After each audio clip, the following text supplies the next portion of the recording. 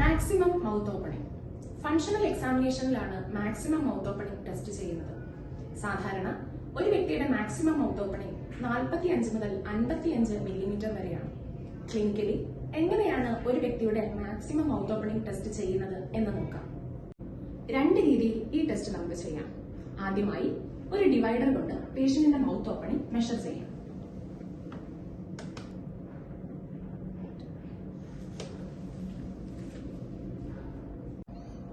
ഈ പേഷ്യന്റിന് maximum mouth opening 47 millimetre ആണ്.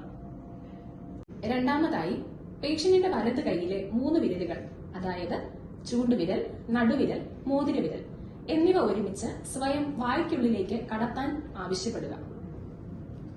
ഇങ്ങനെ സാധിക്കുകയാണെങ്കിൽ ആ വ്യക്തിയുടെ മൗത്ത് ഓപ്പണിംഗ് നോർമൽ ആണെന്ന് സ്ഥിരീകരിക്കാം.